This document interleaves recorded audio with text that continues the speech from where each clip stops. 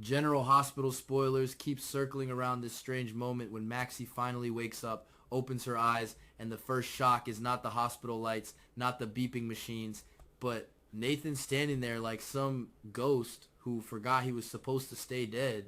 And I keep thinking about that scene in my head, the way it must feel, the confusion, the way your heart jumps before your brain catches up, because this is not small. This is not just someone coming back to town. This is someone who was gone, who was mourned, who was supposed to be part of the past. Maxie is surprised, of course she is. Anyone would be. She sees Nathan alive, breathing, talking, but here's the thing that keeps bothering me. The Nathan she is seeing does not feel like the Nathan she knew. Not exactly. Something is off. It is subtle maybe. Or maybe it is not subtle at all, but the town just does not want to see it. People in Port Charles have this habit of accepting miracles without asking enough questions. Someone comes back from the dead and everyone cries and hugs and moves on. But should they?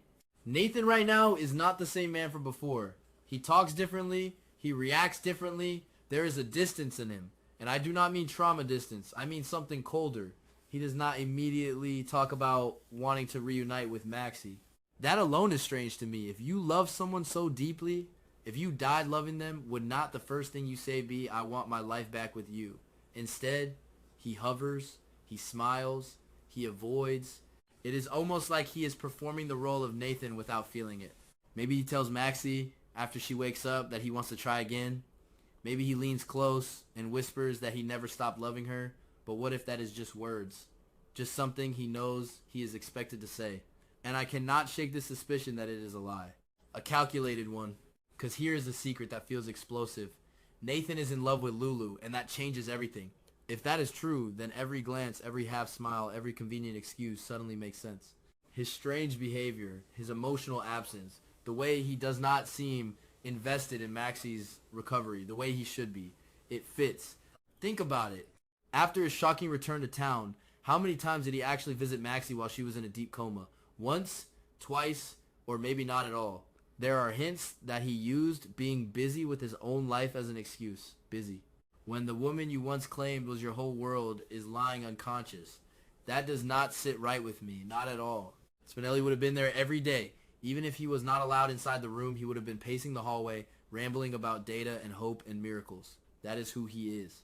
He loves Maxie openly, loudly, awkwardly. He has flaws, sure.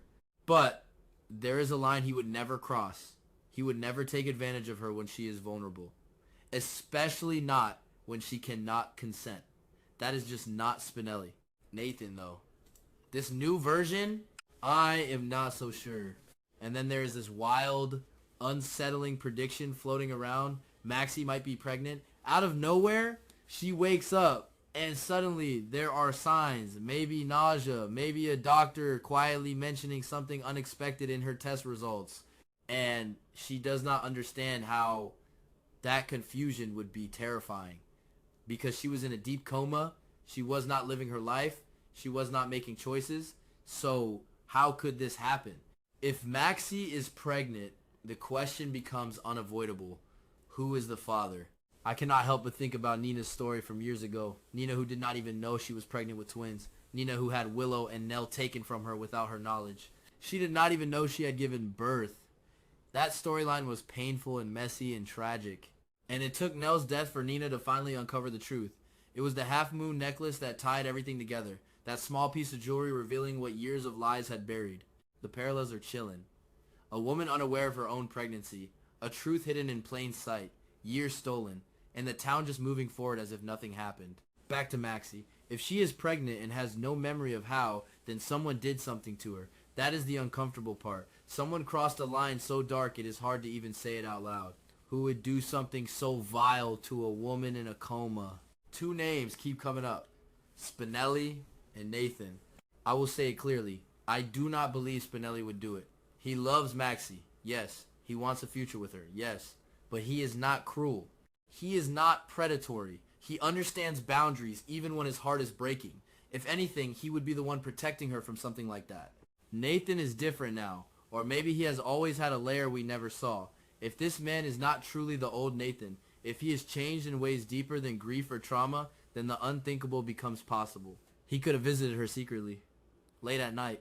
When nurses were distracted. When security was relaxed because who would suspect a grieving husband or lover, he could have stood by her bed, looked at her unconscious face, and made a decision that would ripple for decades. And that is what scares me. Not just the act itself, but the possibility that it could remain buried. No one would suspect Nathan. He is the returned hero. The man who cheated death. People would defend him automatically. If Maxie ends up pregnant, the town might look at timelines, at old relationships, at medical confusion. They might not even consider him a suspect. He would never be placed under scrutiny. Maxie herself might suspect him, but only in a different way. She might sense that he has changed. She might notice the distance, the secret glances toward Lulu. She might eventually discover that Nathan and Lulu are involved. That betrayal would hurt deeply. But it is a different kind of hurt. It is romantic betrayal, not something criminal, not something violent. Maxie could accuse him of loving someone else. She might confront him about lying. But would she ever imagine he did something to her body while she could not fight back? I doubt it.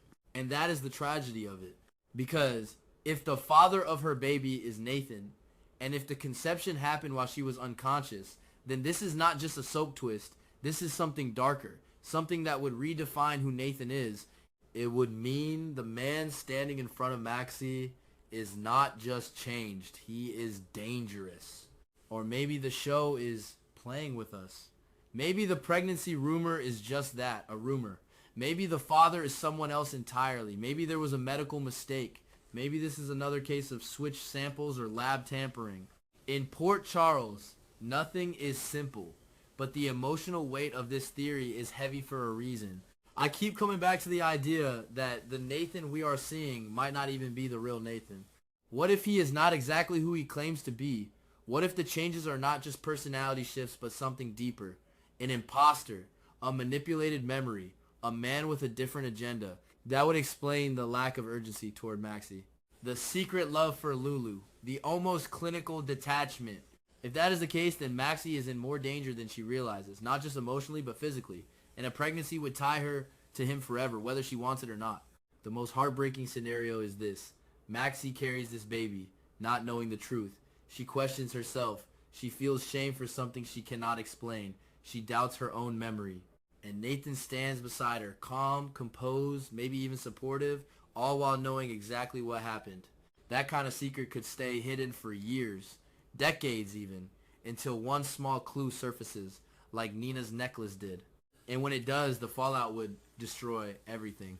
I do not know if the writers will go that far. It is risky. It is controversial. But General Hospital has never been afraid of complicated moral territory. And honestly, part of me thinks they are setting up something big. Too many odd details. Too many emotional gaps. Maxie deserves the truth. She deserves autonomy. If she is pregnant, she deserves to know how and why.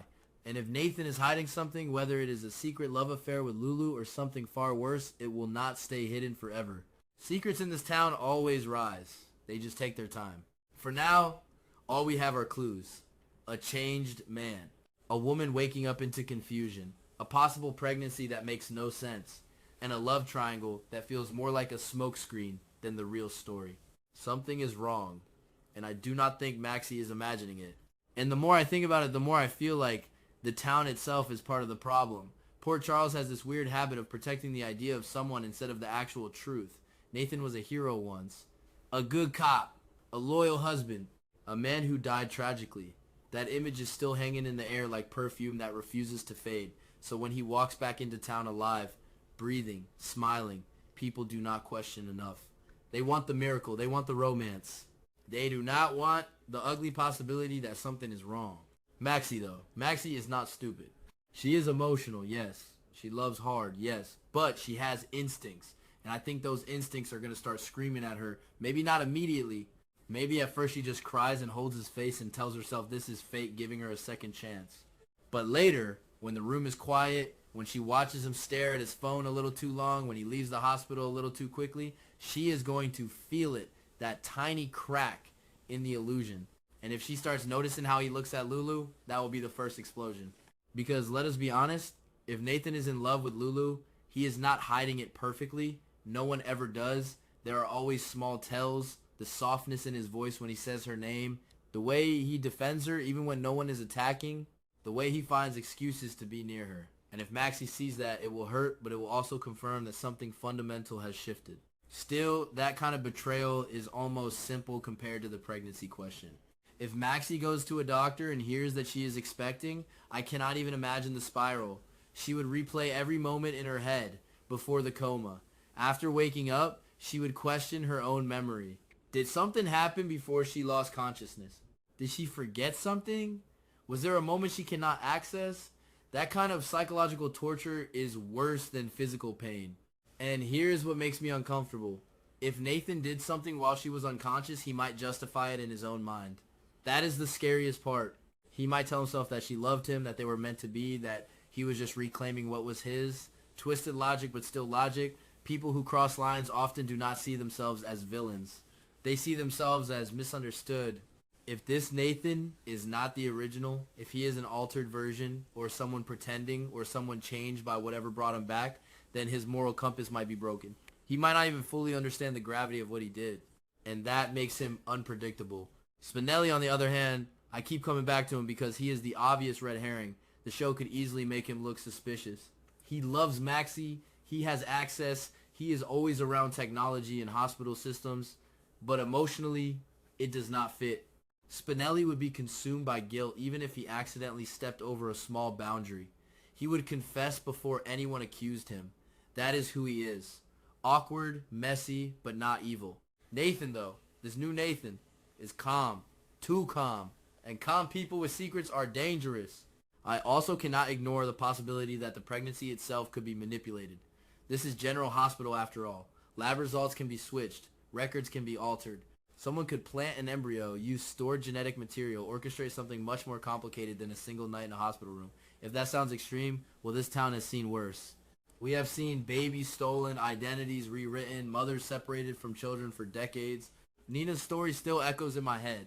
She lost years with Willow and Nell because of lies layered on top of lies. And when the truth came out, it did not heal everything. It just opened new wounds. If Maxie is heading down a similar path, then we are looking at a long game.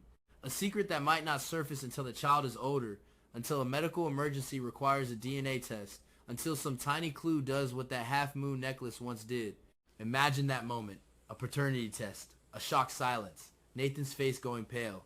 Lulu standing there realizing she was loving a man capable of something unforgivable. The entire town forced to reevaluate who he really is. But here is another angle that keeps nagging at me. What if Maxie does suspect something darker, but no one believes her? What if she voices her fear that something happened while she was unconscious, and people gently tell her she is confused, traumatized, overthinking? Gaslighting does not always look aggressive. Sometimes it looks like concern. That would isolate her even more. And Nathan could lean into that. He could play the supportive partner, the worried almost husband. He could say all the right things while subtly steering suspicion away from himself. That kind of manipulation would be chilling. At the same time, I wonder if the show is setting up a twist where Nathan is not the biological father even if he is guilty of something else. Maybe the pregnancy happened before the coma and Maxie simply forgot. Maybe the timeline is messy on purpose. Maybe the real shock will be that the father is someone no one considered, but even then the shadow over Nathan will not disappear easily. Once doubt is planted, it grows. I think the most tragic outcome would be Maxie bonding with this baby, loving it fiercely, building a future around it, only to later learn the circumstances of its conception were not what she believed. That kind of revelation does not just shatter trust. It fractures identity. And Lulu, if she is truly involved with Nathan, is walking into a storm she does not see yet. She might believe she found love. She might think Nathan's return is her second chance. But if his foundation is built on lies, her happiness will not last. It never does in this town. Sometimes I wonder if the simplest explanation is the most terrifying one. That Nathan is exactly who he appears to be now. Not possessed, not replaced, not brainwashed, just a man who changed. A man who fell out of love with Maxie and into love with Lulu. A man who made a terrible choice in a moment of selfishness. No sci-fi twists, no elaborate conspiracy, just human weakness at its worst. That would almost be harder to accept. Because then, there is no external villain to blame. No mad scientist, no secret twin, just Nathan, the man everyone trusted. Maxie deserves clarity. She deserves honesty. And if she is pregnant, the truth about the father cannot stay buried forever. It might take months. It might take years. But secrets in Port Charles have a way of surfacing when you least expect it. Right now, everything feels like a slow burn. A calm before something explosive. Nathan smiling a little too easily. Lulu standing a little too close. Maxie touching her stomach with confusion in her eyes. Spinelli watching from a distance, worried but unaware of the full picture. Something is building, and I have this uneasy feeling that when it finally breaks, it will not just be a romantic scandal, it will be a reckoning for Nathan, for Maxie, for everyone who chose to believe in a miracle without asking what it cost.